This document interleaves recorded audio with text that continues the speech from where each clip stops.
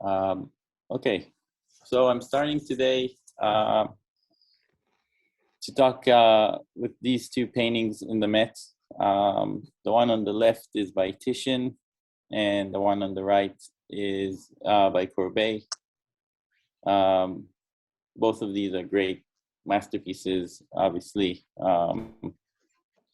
And what I like about this connection between them is this cave painting by Courbet. It's really an amazing one. It's a late painting by him, and those late paintings, the darkness inside the cave, in the middle here, draws you in so much. Yeah, when you look at it, it feels like the soul. It feels like an image of the soul, an image of the depth of whatever we have.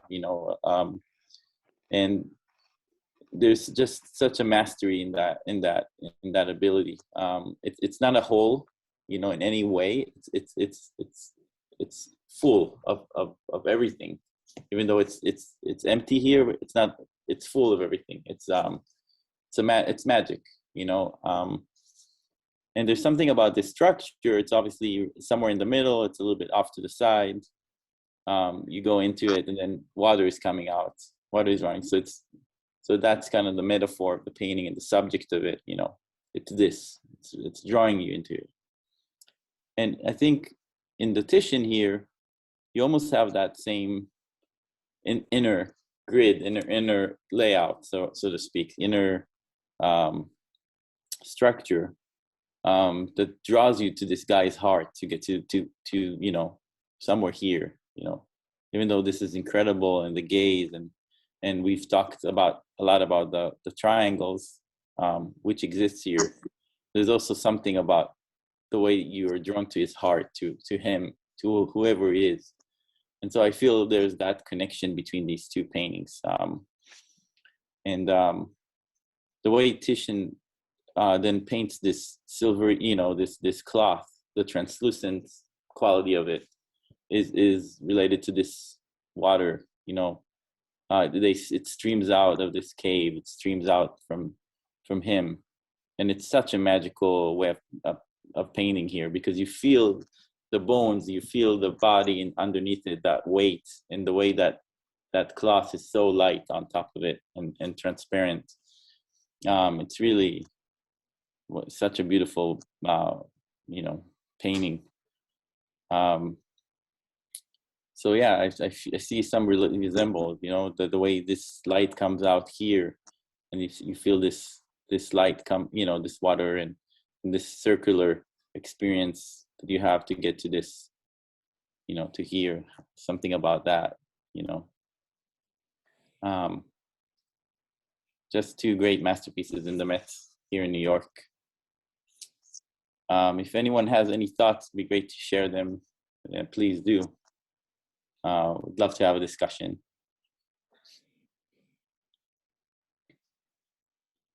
Maybe let's move on to the next slide and get a few more belt before we start. Absolutely. Here are two drawings in a current show I just saw last week. The show is in the Morgan Library. It's a magical museum. If you're in New York, you should definitely go. And it's a beautiful drawing show. And they had these two next to each other, and I thought that was a great connection. You have the Van Gogh here on the left, and then the Franz Klein on the right. And again, there's something also relating to the two before, where you were drawn into that middle, a little to the off. I think both of these obviously have the path here in the Van Gogh up to this light, taking you here. And in Franz Klein, I think it's, even though this is a much more abstract shape in a way, it's the same. There's a little bit of that structure, you still go into the deepness here, and all these shapes around still hold in some way. They hold away whatever happens here holds. All of these shapes. This big shape of the trees here. In this shape. Yeah, it's cool. I start looking at those, and I start to see the Van Gogh like a abstract drawing, and the Franz Klein like it's kind of depicting something. Yeah, absolutely. It's a real great Franz Klein. I mean, it's just kind of perfect. You can't move anything here, and it feels so specific and real. This white shape here, for instance, and this it's so powerful. It's not a hole again. They're interlocking with each other. This dark shape and this white, and it's true with this white. It sits. It's in front. It's in front of that. This is in front of that, and these shapes here, they do the same. They put pressure on the tree, from each side. All the shapes, they're interlocking. It's not one is a hole or one is in the back all the way back. So I thought this is a great connection they did. That museum is incredible, really. They do such great, beautiful little shows, and connect paintings and drawings like that all the time. That's amazing. Maybe bring it back to the group once, Joe. Yeah. And any thoughts, anyone? Please I saw share. someone asked about the medium of the Van Gogh. Is that a charcoal drawing, or is it? It's actually it's ink. It's ink on paper, and because it's so old and it wasn't kept well, the ink spread with time a little bit. So it feels like it's more. It's lost a little bit of that detail. That's what they wrote next to that drawing, and it's so powerful. It's not a late one. It's pretty early, 84. So his whole career was an 8 years period. So from 82 Incredible. to 90. I want to remind everyone. I'm sure many of you have heard me say this a million times now, but you feel free to jump in. This isn't a class. It's not a lecture.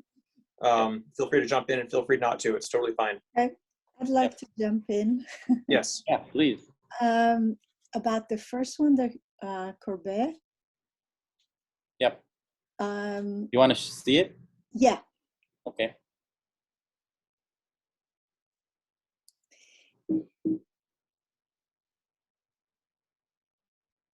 Yep.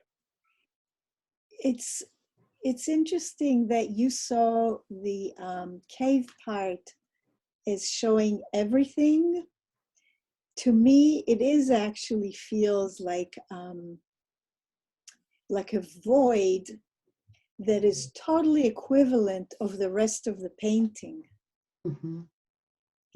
That all this drama and everything, all of it together, and that part have equal power, have equal weight. I like that you used the word void for the black space in the middle, because I almost read it like a sun as well. It radiates out, yet it brings everything into it. I feel like that as well. Yeah. It is. I like both these comments. It is a void, and it is the sun, and I think that's the kind of the amazing thing. It's that it's not just something that you can go into and disappear. It's nothing, but it's everything. It's both at the same time. It's kind of insane. I can't make this out. I look at this painting every time I walk through, and I can't. It's one of my favorites there. Yeah. I love the painting.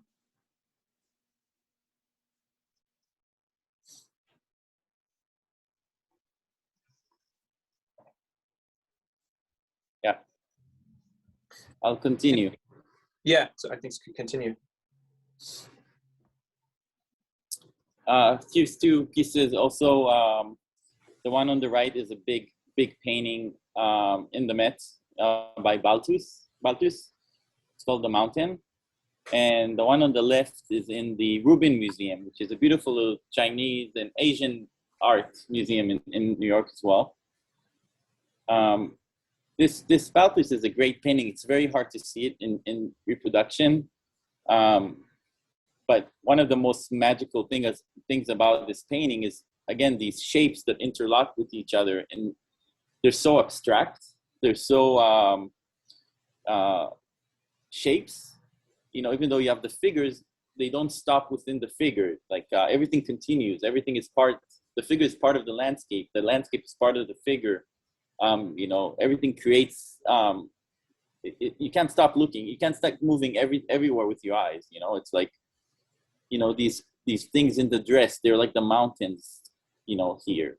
You know, the way she's stretching and the way this is, the way this arm, you know, makes a shape, and then this makes a shape, and everything interlocked in such a crazy way. And like here, you know, this light shape versus this dark shape of the mountain, and it's really insane. This painting, you can stand in front for a whole day. I'm not kidding, because it's got so much going on in it.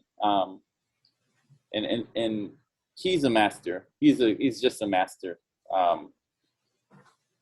Whatever we think of his content, there's a lot of controversy about his content. You know, as a painter, without that, he's just a master. And the reason that this Tibetan work here relates to me is they also do this thing where the figure and the landscape continuously connect. You know, it's not a figure and then the landscape behind. It's like they go through the figure. You know, the garden comes into the figure. The fabric goes back into this and into this and into the tree. So it's all, again, interwoven in interlocking shapes. And it's part of the content of the painting. It's part of the message in it. And then you have this amazing radiation here of this expression that just calms you down and meditative.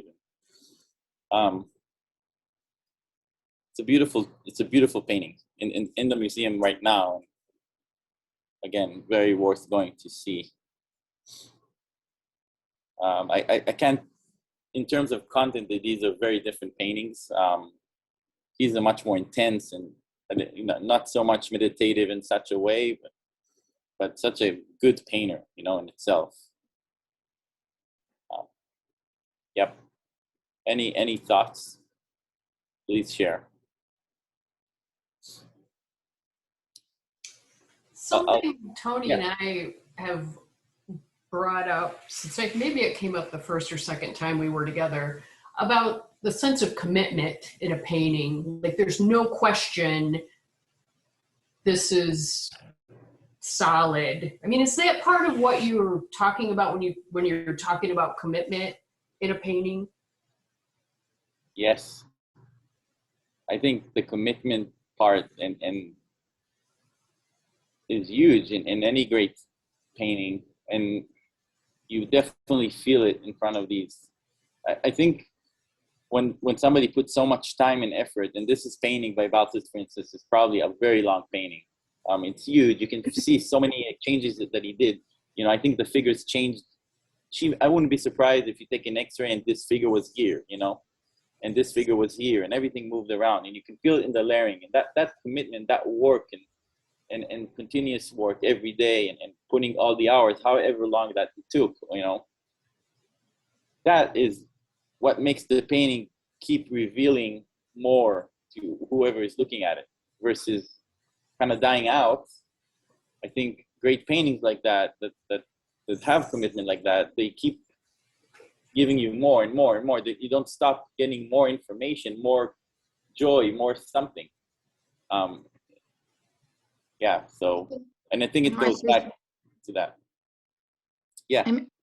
Andrea, and I'd like to note that I think it's remarkable how the painting is actually divided into dark and light, with the shadow that intersects the painting as the top and bottom into two separate spaces.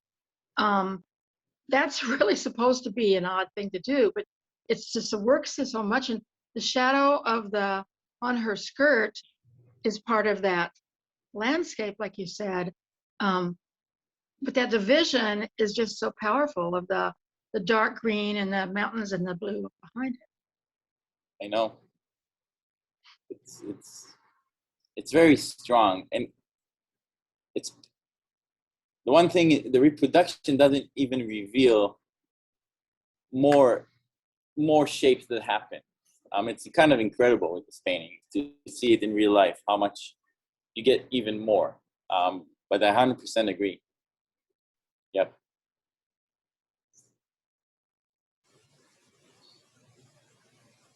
Dov, I think maybe advance the next one and then.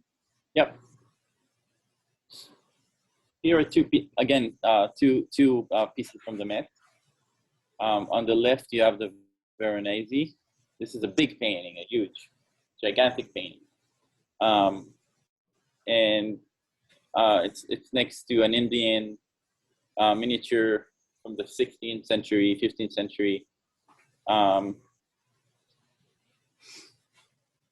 There's something about Veronese. He's one of the 4 or 5, however you want to call it, that the Venetian painters of the Renaissance. You know, the Titian, Veronese, Tintoretto, and Bassano are like the 4 famous ones. And him specifically, there's something about how he designs and just harmonizes the rectangle of the painting in a mastery way. You know, he doesn't have that same weight and physicality of Titian or that quality that Titian gets to in terms of depth. But he's a master in his own way of designing the figure, you know, designing everything and just making it so beautiful and light and about storytelling, and great painter. And I think that lightness appears here as well in the Indian miniature. You know, obviously you got the 2 horses here. There's something in their expression, their connection, and in the way they move and that relates to each other. And just something about that lightness, even though you're telling you know, he's obviously three-dimensionalizing, but it's also so flat. And that's all great painting. All great painting is flat and 3D. Like it's somewhere in between 3D and 2D. It's not just 2D, it's not just 3D. And I think that's what makes painting so special, as opposed to an architectural drawing, say, or something that aims to describe a 3D perspective, or just a flat thing that's graphic. Painting is somewhere in between those two, and it continuously uses both of them. And you see that in this Veronese. You see that in these shapes that we talk about, these interlocking shapes, the back and the front they push against each other, you know. And you definitely see it in the Indian miniature too. They have these shapes here that are so considered. I actually see that the void that you had in the first painting between Mars and Venus there, and in her, and the other painting there with her garment creates a void in the middle of the painting too. Yeah. I think Yeah, absolutely. Yeah, that's interesting. Yeah, definitely. It's very nice. I think I remember the painter Philip Guston. I read a quote by him once that said that all great paintings, that there's some sort of a void like that, or some sort of deepness in the middle, off center. I don't know if it's true for everything, but that's how he said. You know, that the real depth is somewhere here in the middle, somewhere outside the center. I really like how playful that the one on the left is. It seems so much different than the other classics. Even the colors are a little bit more playful, and it just looks like he took more chances or something. Yeah, I think that's a great word for him, playfulness and joy. And he was definitely that more than the others of that era in that group.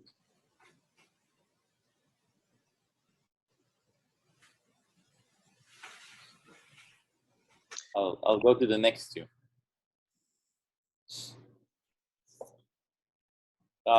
This is a tiny drawing of the Goya. It's in a show in the Met right now. And here on the right, on this one is the late Bonnard tree. These late Bonnards are insanely beautiful paintings. and obviously the Goya. And I think this is a cool connection because you wouldn't think to connect these two. I mean, Goya is so like about suffering and humanity in that way, and I think Bonnard too, you know, uses all these colors and joyful colors and all of that, but something in him deeper is kind of connected in some ways. It's about the scream in some sort of a way too. There's such an expression and emotion and coming out of this tree that is almost the same as here. You know, this is almost can be this tree with the branches and something that just wants to come out and scream and wail and weep. And this tree is the weeping tree. You know, it's yeah, it's kind of magical. These late Bonnards are some of the great paintings of the 20th century for me. And you see this is such a powerful thing, you know. Yeah, I can see that. That's interesting, Dov. Yeah. Yeah, I can see that. Maybe bring it back to the group once. Yeah. And, Absolutely. I can't tell if there's been any joiners since, but anybody feel free to jump in with anything, any thoughts or observations. Well, I just love the connection that you made with those two pieces. I mean, for me, I really, I'm inspired by the gestures of trees that they can capture so much emotion and individuality and story too, just in a simple gesture that a tree holds. So I like that connection a lot. I think it really does connect. Yeah. Those late tree by him, they are like self-portraits in some ways, or humanity portraits. It's amazing. Yeah, Dov, maybe why don't we advance now? Absolutely.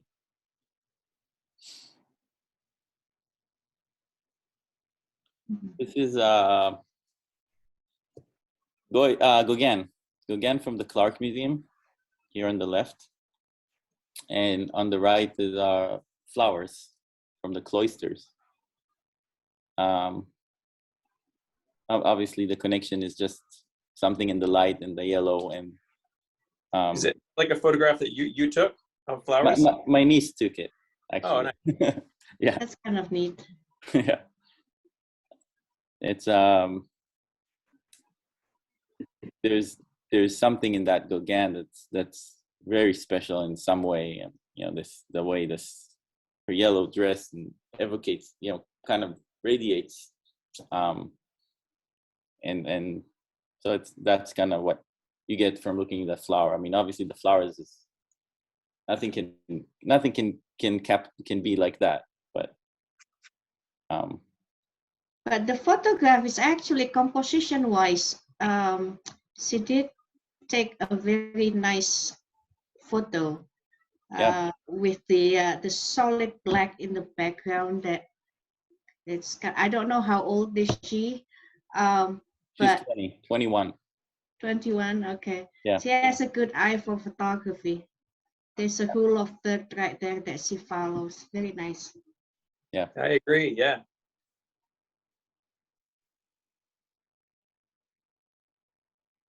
yeah.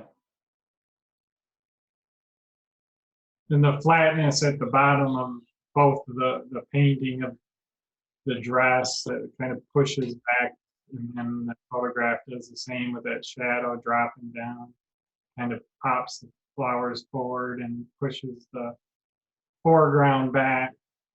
See that happening in both. Yeah, it's very true.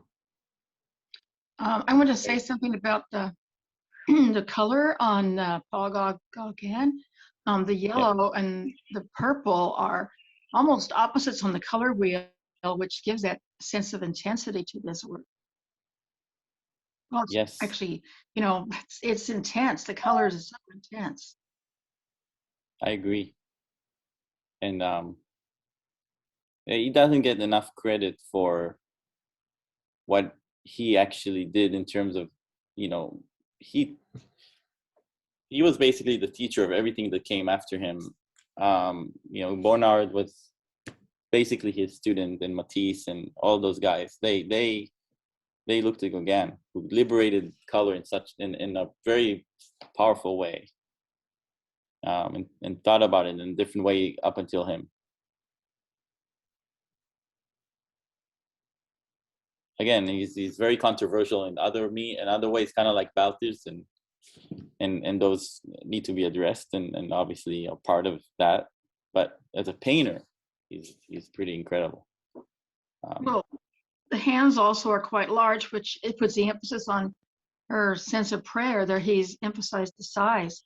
That's out of proportion, but it works because he's saying how spiritual she is, and her face represents that too. And the church in the background, it's all a tribute. So it's interesting that he would do that. It's like nothing I've ever seen of his before. Yeah, it's very true. There's also parts here that look completely American painting, Marston Hartley and those guys. Yeah. Yep. And it's very strong, this part, like you mentioned. I'll go to the next. Yeah. This is a Redon from the Clark as well. That is very nice. Oh yeah, he's such a great painter. He's insanely powerful and emotional painter, and was able to take design and aesthetics to its highest form. You know, it's like it's not real. Nothing is. It's not a scene vase. You know, it's not something that you feel is like somebody stood and looked at that moment, because it's completely from the mind. It's from some parts of the mind. But that's the beauty, is that he's able to go there and create something that feels real. It's almost surrealism before surrealism happened. You know, he's like the father of that. The going into your subconscious and taking reality out of that place. I like the empty space on the right hand side, where you can actually create or write your own story about it, you know. And that's it's how big is this thing? It's like this. So it's not big. It's No, not. it's not huge. Okay. No. It's very nice. Oh wow. Yeah, definitely a painter that is, you know, magical, and you know, he's got a lot of great paintings and drawings, and he really is one of the first like surrealists, if you call it that way, you know.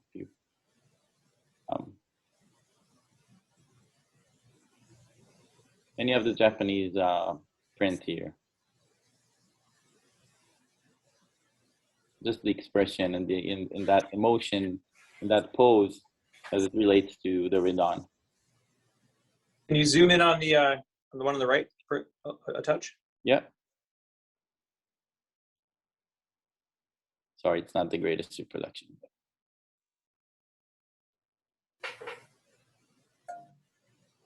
But they were able to, you know, capture a rhythm just with the hand, just with the calligraphy, just with so powerful. Such a great image makers, you know.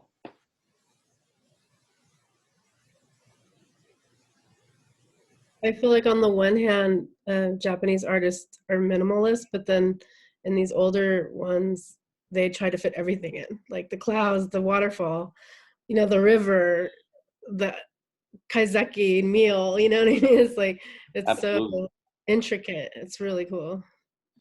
It's a great way of saying it, because they do feel like they were able to summarize everything in like a few strokes, and so it's kind of minimalistic, but it's so much in there, so it's not really. But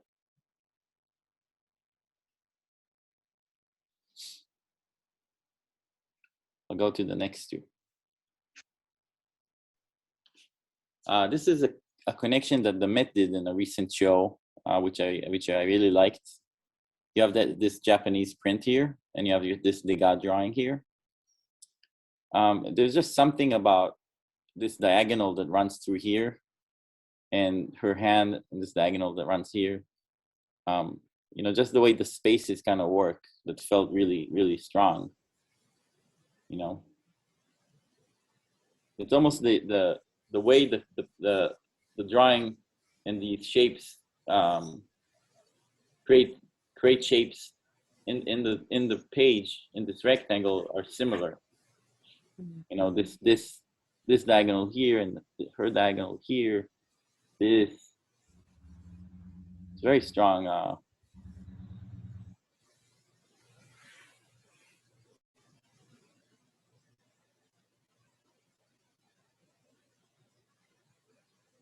Yeah, it's cool seeing the connection between those two, because I think of these two pieces as looking at three-dimensional in a totally different way, you know? Yeah, that's very true. The one on the left is it's definitely not flat, but it's definitely conceiving of three-dimensional, you know, three-dimensionality totally differently. Yeah, that's very true. The Degas is definitely a sculpture drawing, you know, almost. Although, you know, he understands the flatness of painting and all is so well, obviously, but you can feel the roundness. You feel behind her. You feel this, and you also feel it here, but with other means completely. Like it's more of a shape versus shape. And this is knowledge of the figure, knowledge of the anatomy, that makes that roundness. And the density of her hair actually creates space in that that picture, where the three-dimensionality of the guy does sort of the same thing around her waist. The density of that rendering there creates this three-dimensional quality. Yeah, it's very true. Yeah, that black shape is marvelous. What is interesting about the two pieces, the skirt on the Degas is completely undone, left undone, and there is the face and the woman's face. There's not a lot of detail. So it's what's absent is also speaking very strongly. That is a great point. I always amazed about, you know, the exactly what you said, the ability to leave this so empty, but yet it feels completely the dress. It's incredible. Like just this line, this tiny little line makes that whole, you know, this whole thing still feel volumetric and doing what it should do, and have the material, and it's magical. Yeah, it's because he worked so hard. Yeah, go ahead. Yeah, go ahead. Does he have a grid there? That's. Yeah, he does have a grid. Oh yeah. Yeah, he definitely used that method, but I don't think he used it in an academic way. Oh, sorry. In an academic way that he measured. I don't think it was measuring. I think he just he used it as a way to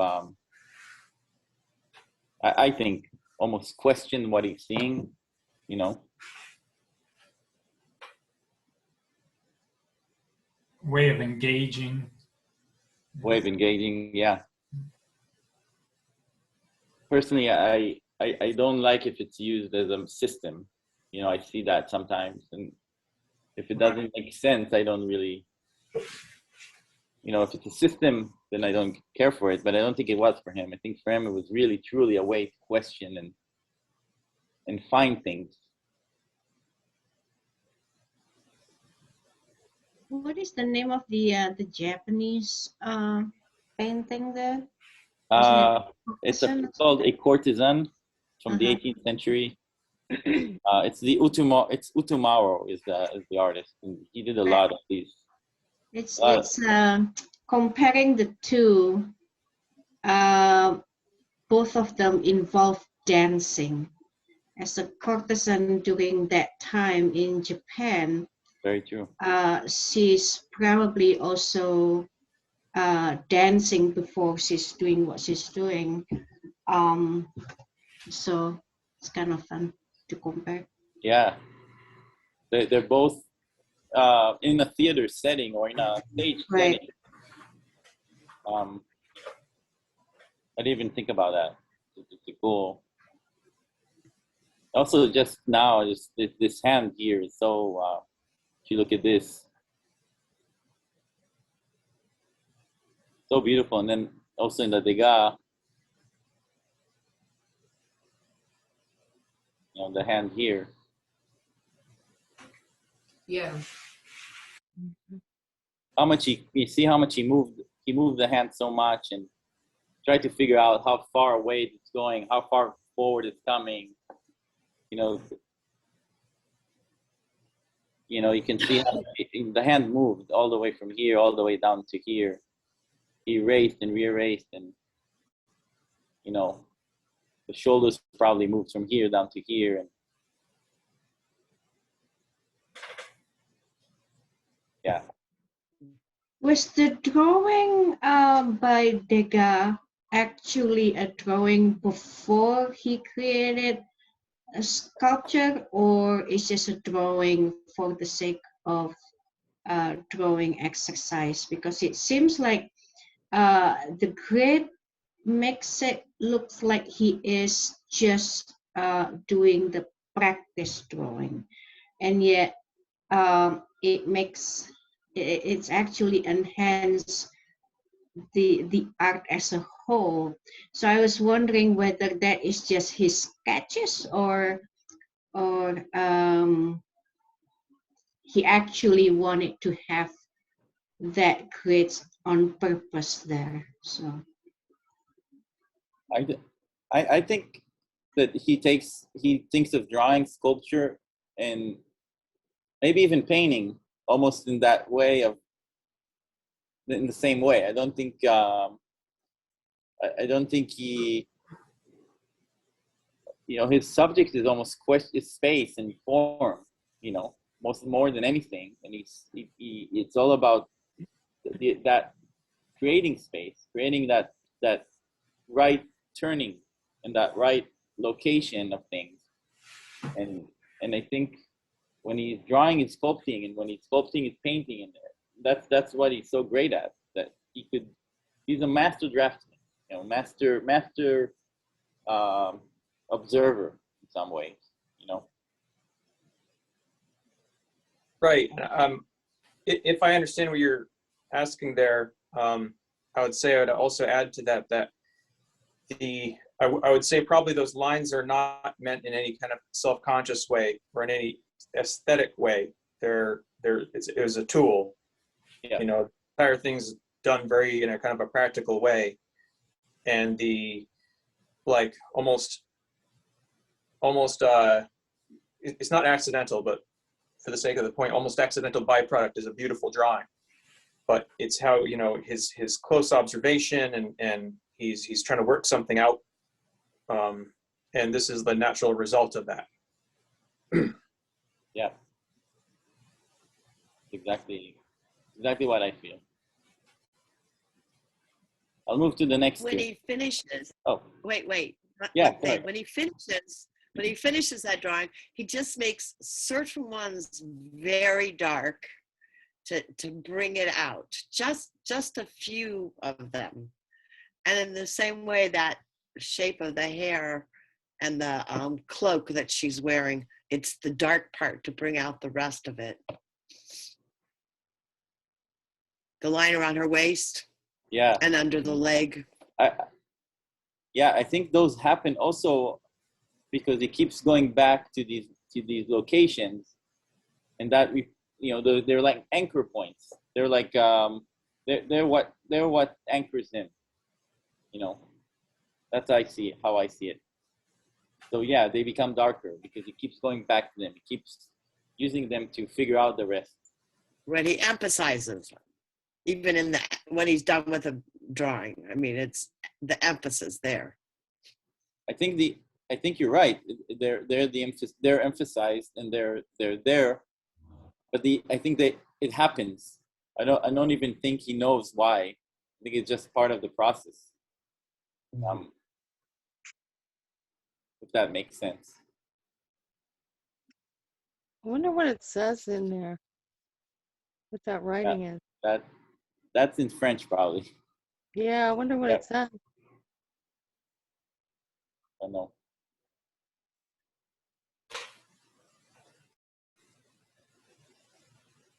Well, Dov, you want to? Yeah, I'll keep going.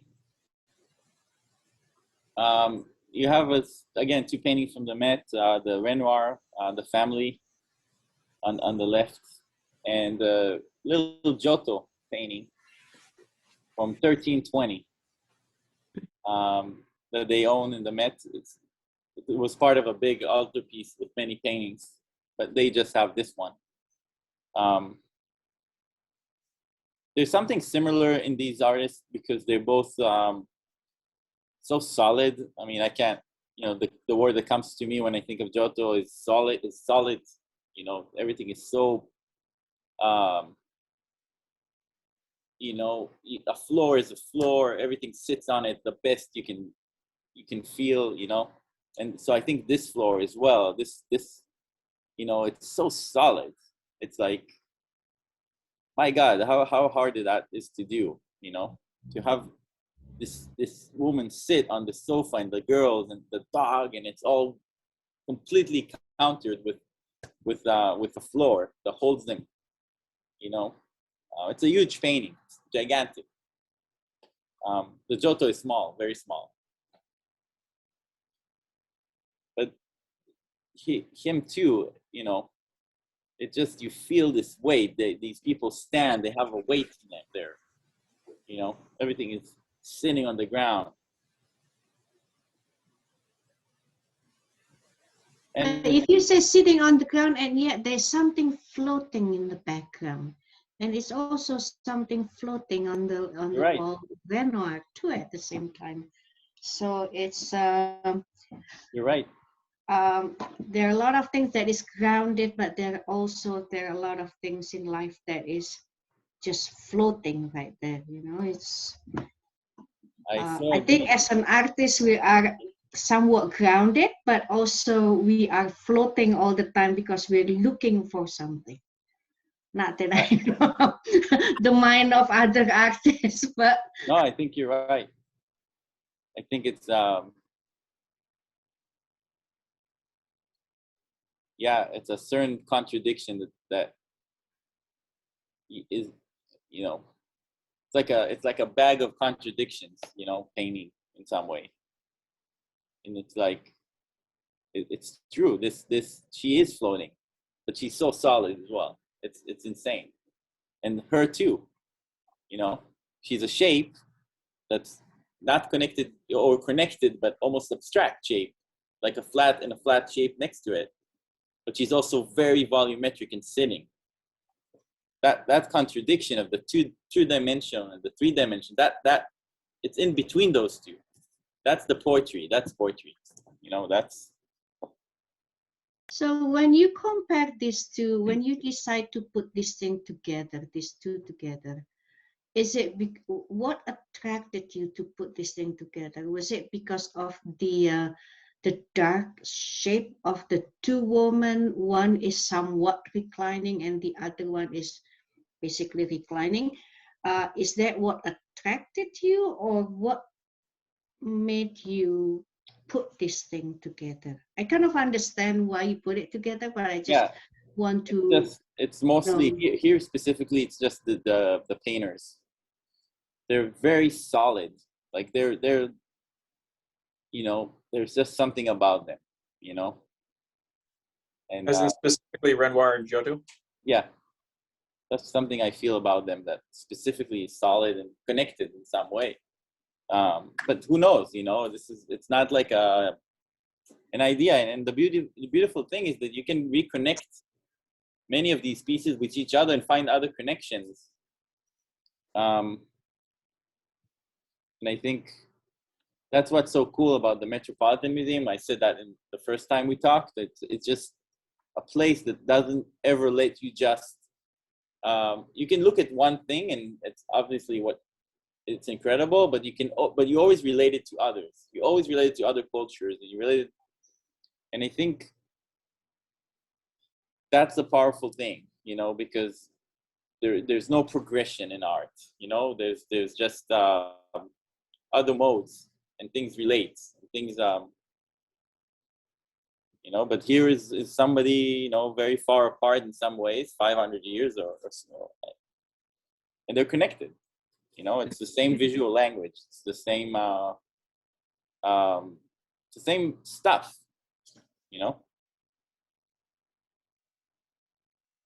I feel like everything's really solid, but the fact that there's like children and animals that aren't at attention, it feels casual, even though it's supposed to be formal as a painting.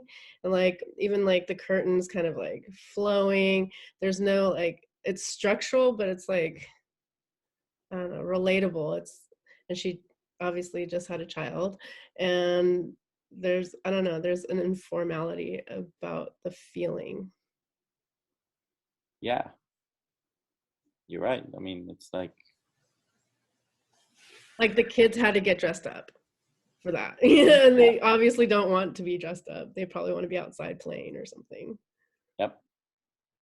And obviously they didn't sit in this pose for him, for 20 hours. He saw it, and and then he used what he saw and took that into his memory and kept going. But it's a feeling of them. It's how they were in the room. And I think that's true with the Giotto here. It's you have the goats and you have the angels, and they're all part of the scene, and they all create this casualness, like this magical moment. And yeah, it's true. It's true with the dog.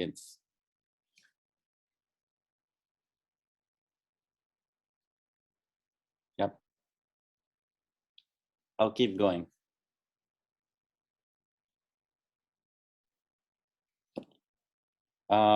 Here's the carol in the left, and a musical instrument on the right. Again, from actually the same time. It's 10 years difference. But the musical instruments that the Met has are incredible. It's mind blowing to me that what humans created in that way. Just thinking of what the amount of travel the air has to go from blowing it into this pipe here and going, then traveling through all these pipes until it comes out and making sound. It's incredible. And the shapes, and it's such a mastery and beauty to it. And she's such a powerful painting.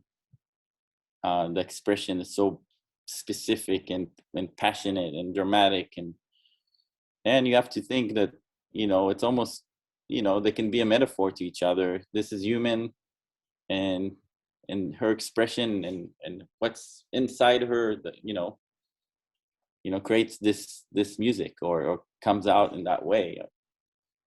There's something in the shape that felt connecting here. I always wonder when instrument like that is created, who had the mind to create an instrument that can create a sound, and also an instrument like that? And how did they think about it? First of all, I'm going to coil this thing around and around before sometimes it's kind of, what did they think about I know. before they make it, And I wonder if there is any in nature that the musician or the creator of this instrument kind of saw it first and imitate that to a metal stuff? Is it an animal or is it something that they saw? I always wonder about that. A chauffeur. I think you're right. I mean, it comes from nature. It comes from organic forms. It comes from, in order for it to work, it has to almost be organic in some way, you know. Literally, just the mechanism of having the air go through all that pipe come out is pretty incredible.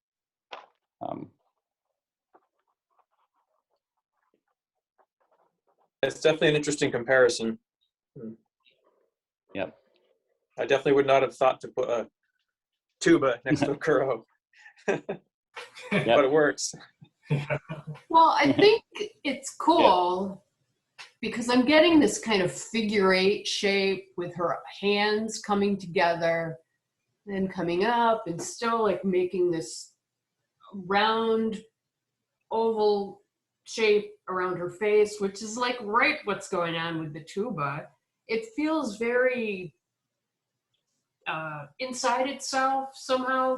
It's cool because the other ones we were looking at had this radiating quality. So I'm enjoying the differences. Yeah. I always feel like these instruments are like a rib cage formed, you know, some sort of a rib cage, lung, you know.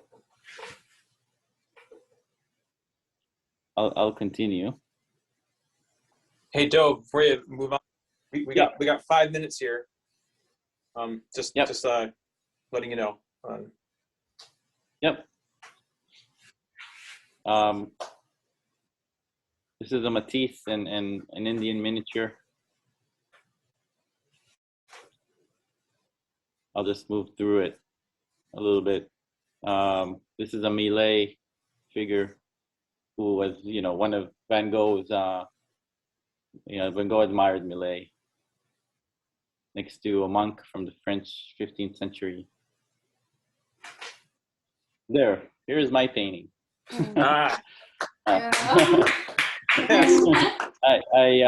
Somebody asked in the first one, At I last, said, why not? we see it. Let's do it. And not to, and I put myself next to Duccio. Very modest. Very modest, yeah. I thought Chris would really like this. Is that inspired by it or what? No, it wasn't. But I have been inspired. I mean, I've copied Duccio a lot, just for my own. You can see the trees and, you know, and these mountains. I've done them many times, and I've copied this painting. And so yeah, there's not. It's not connected in other ways, except that that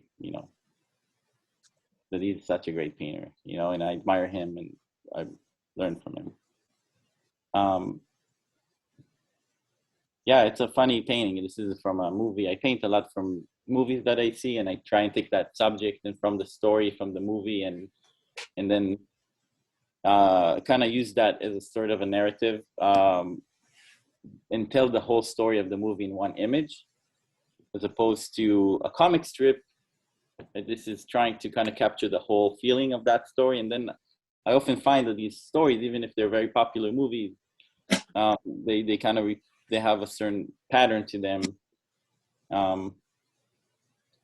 So I try and capture that essence, you know, of that movie, and you know, how can this work? How can this big figure and this figure be part of this situation here, which is a completely different scale, and but still make it work spatially and narratively, and, you know, what is he thinking? And that's a cool painting. What's the movie, Dov? It's called Painting Glory. It came out like in 2019. It's by the Spanish director Almodovar, if anyone knows him. I just saw it in theaters here in New York. It's a great movie. It's called Painting Glory. Yeah. I like love it. Thanks. So good. Very nice, Dov. Agreed. Have you done The Skin We Live In? That one of his No, I works? haven't, but I saw it a long time That ago. would be really cool. Yeah. Yeah, I've done a lot of them, a lot of movies. That's kind of been my main thing in the last 5 years. Yeah. I was just gonna say, I like the arm you have there with the yellow hand. This. It actually feels like it's her arm and his arm at the same time, and that connects with the smaller figures in the arm and the female there. Really, that works really well. Yeah, that's really And cool. it's almost like he's crossing his arms. Has that kind of a gesture to it, you know, like this type of a. Cool. Thank you. I like the line in the center. Yeah, it doesn't feel like it's really breaking it in two. It's almost like it's bringing it together. What? Yeah, that's the same. You mean this one? Yeah, I think that's what Tony was talking about. I'm talking about the vertical one. Like here? The door, yeah. Yeah, down the center, right? Yeah. Yeah. That's kind of what made me stop, is that it worked somehow, that I felt like, wow, pretty strange. So. Yeah, it's cool. That is cool. I like the gesture of his feet. It looks like she's really angry at him. And his feet are turned in like he's frightened. It's his mom dying, actually. Oh, okay. On the left? Yeah, but he's sitting next to her, but he keeps remembering himself as a kid with her. So that's her. That's him and her. That's a memory of his childhood with her. Oh, okay. And she's here dying next to him. Yeah, I love that, because the right part definitely felt to me like it's more real and more the present. And the left part, once you said the movie, I kind of remembered also, but the left part was obviously from his childhood. And somehow the way you painted it, it's kind of less real than the right. So yeah, I like that a lot. Thank you. Cool. Very nice. Thank you, guys. Hey, Joe, this is maybe a nice thing to settle on. One of your paintings, and I want to thank everyone for joining us, and have a huge thank you to Dov for sharing his thoughts with everyone. So maybe a little bit of that. I'm really appreciative of everyone that came and continuously shared their thoughts, and it's really cool. It's really fun. It was great. Thank you. Thanks. It's so really been enriching. Thank you. Yeah. Yes. I hope we'll do some other. What's that? No, sorry. No, I said I hope that we'll do some more in the future. Yeah.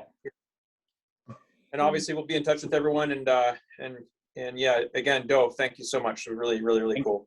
And thanks, Chris and Ellen and All Artworks. I mean, it's such an incredible platform. Yeah, thanks, Chris and Ellen, and it's very nice. Yeah. Of course. Great having you, and it's so awesome you guys could join. Thank you. Thank you, everyone. So this is the last one, right? For now. For now. Oh, good. Good. There'll be more. Yes. Awesome. All right. Well, check your inboxes, in the coming weeks. So take care, everyone. All right. Thank you. Thanks. Bye. Bye. Thank you.